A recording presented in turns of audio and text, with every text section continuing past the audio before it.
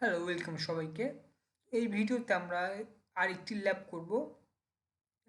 সেখানে আমরা দেখব যে কিভাবে আরডিএস এর আমরা স্ন্যাপশট নিতে পারি এবং সেখান থেকে আমরা ব্যাকআপ করে আরেকটা জায়গায় রিস্টোর করতে পারি আমাদের আরডিএস কে।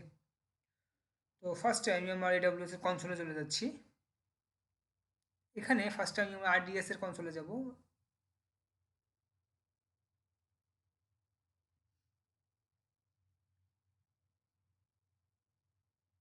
তো এইখানে আসার পরে আমি দেখব যে আমার এখানে একটা ইনস্ট্যান্স একটা আরডিএস চলতেছে।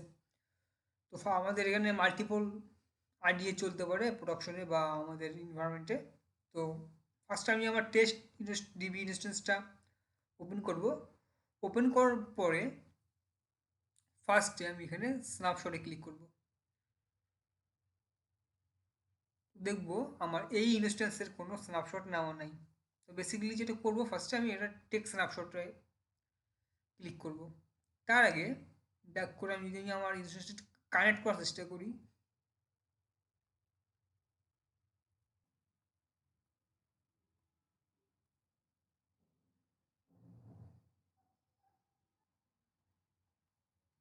আমি হেইডি এসকিউএল ইউজ করতেছি আমার ক্লায়েন্ট হিসেবে।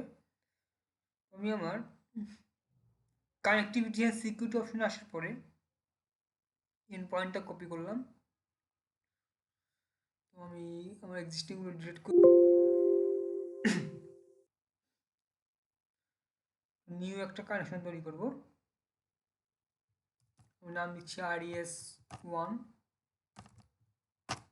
এন্টার দেওয়ার পরে এটার হোস্ট আবি দেবো আমার এন্ড পয়েন্টটা। আমার এটা অ্যাডমিন হচ্ছে ইউজার হচ্ছে অ্যাডমিন এবং পাসওয়ার্ড হচ্ছে আমাদের এই পাসওয়ার্ডটা যেটা আমরা তৈরি করার সময় দিছি অথবা আমাদের যেটা অটো জেনারেট হয়েছে। তখন আমি ওপেনে ক্লিক করব।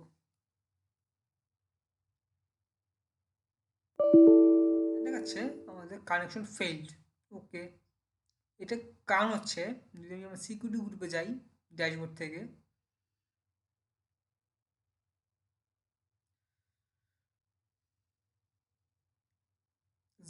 সিকিউরিটি গ্রুপে আসার পরে দেখব যে আমার সিকিউরিটি গ্রুপে এই সিকিউরিটি গ্রুপটা আমি অ্যাটাচড আছে আমার ডিবি ইনস্ট্যান্সে।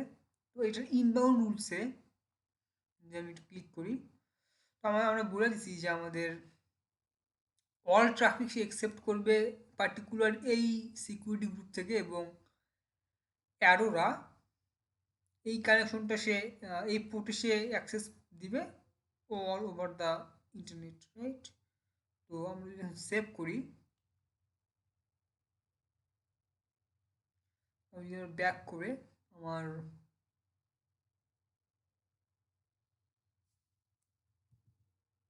ওকে।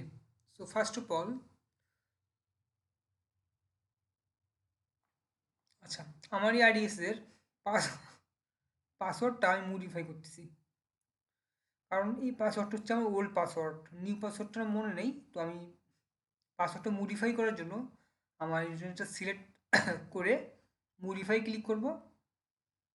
দেন আমি চাচ্ছি যে অটো জেনারেটেড পাসওয়ার্ড নিতে, নিলাম। দেন নিচে এসে কন্টিনিউতে ক্লিক করব।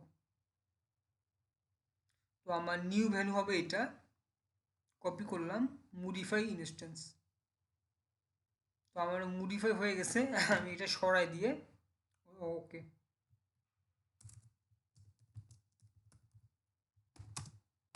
এটা এটাকে কপি করলাম। কপি করে আমার ক্লায়েন্টে এসে এটা দিয়ে পেস্ট করলাম, ওপেন করলাম এখন। আচ্ছা, রিসেটিং মাস্টারিং ক্রেডেনশিয়াল, এটা আমরা ওয়েট করি।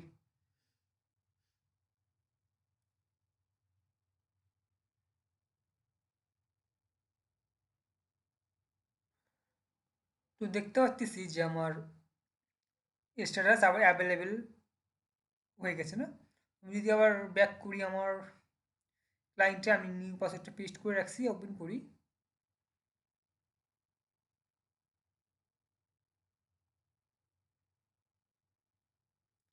ওকে, দেখতে পারবো আমার ডাটাবেস কিন্তু আমার ক্লায়েন্টে খুলে গেছে। তো এখানে একটা ডাটাবেস আছে মাইস্কুয়েল।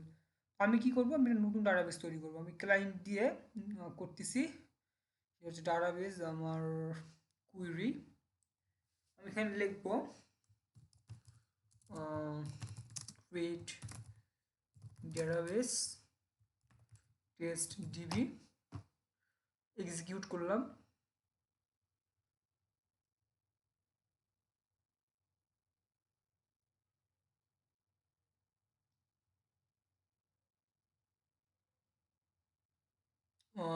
রিফ্রেশ করছি।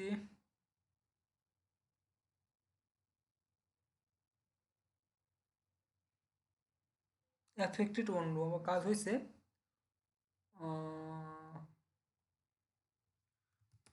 শো শো ডাটাবেসেস দিলাম। তো আমি দেখতে পাচ্ছি আমার টেস্ট ডিবি নামে একটা ডাটাবেস তৈরি হয়েছে। আমি যদি ব্যাক করি, আর একটা বানাবো, স্ন্যাপ, এটা হয়েছে। আমি আবার যদি বলি শো ডেটা ডেটা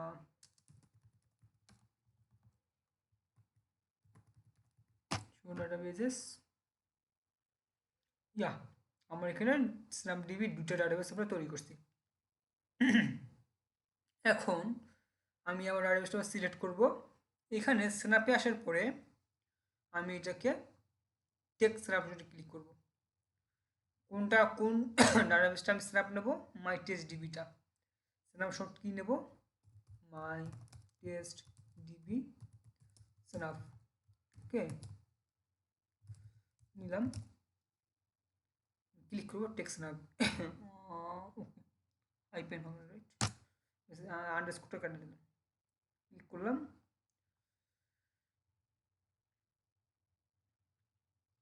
তো আমার স্ন্যাপশট কিন্তু নেওয়া শুরু হয়েছে। তো আমরা একটু ওয়েট করবো এটা ফিনিশ হওয়া পর্যন্ত। তো আমরা দেখতে পাচ্ছি আমাদের স্ন্যাপ অ্যাভেলেবেল, মানে স্ন্যাপশটটা নেওয়া কমপ্লিট।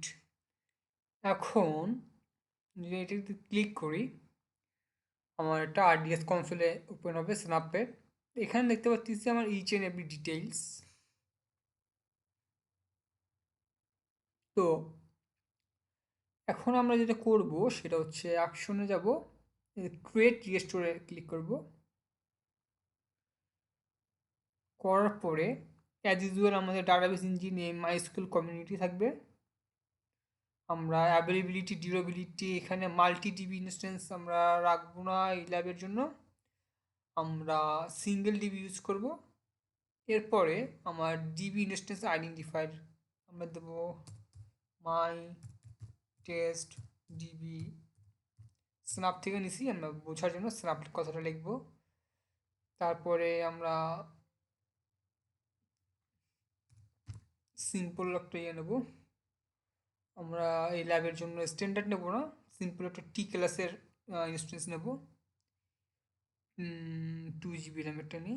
দেন এটা অ্যাজ ইউজুয়াল 20 জিবি থাকবে এসএসডি।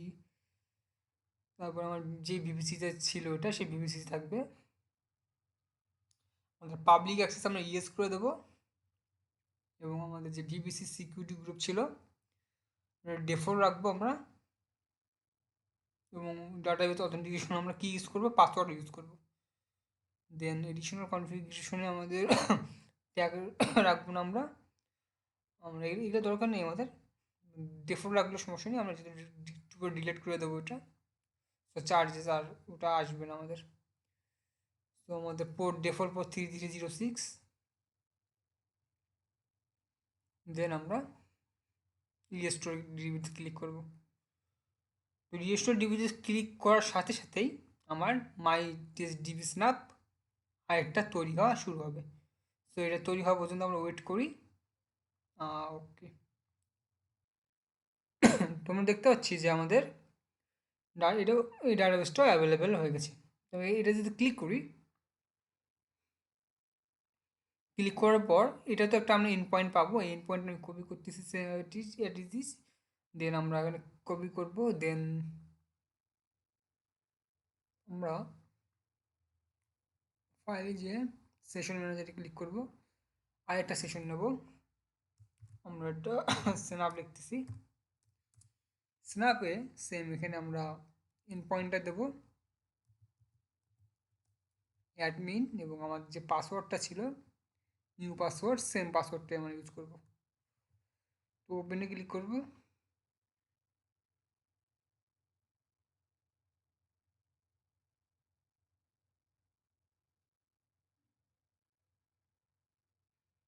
আমি ইয়েস করতেছি, আমাদের স্ন্যাপটা সেভ হবে। এখানে দেখতে পাচ্ছি স্ন্যাপ নামে সেম একটা ইয়ে আছে আমাদের। স্ন্যাপে ক্লিক করি, RDS 1-এ ক্লিক করি। তো এইটার সামনে রিফ্রেশ হয় না, আমি রিফ্রেশ করতেছি। রিফ্রেশ করার পরে টেস্ট ডিবি স্ন্যাপ ডিবি চলে আসলো। ঠিক স্ন্যাপ যেটা কানেক্ট করলাম এই মুহূর্তে, এটারও টেস্ট ডিবি স্ন্যাপ ডিবি চলে আসলো। কিন্তু দেখতে পাচ্ছি আমরা সাকসেসফুলি অন্য একটা RDS স্ন্যাপ নিয়ে ওটা থেকে আরেকটা RDS আমরা লঞ্চ করতে পারছি। তো এই ছিল ভিডিও, দেখার জন্য ধন্যবাদ।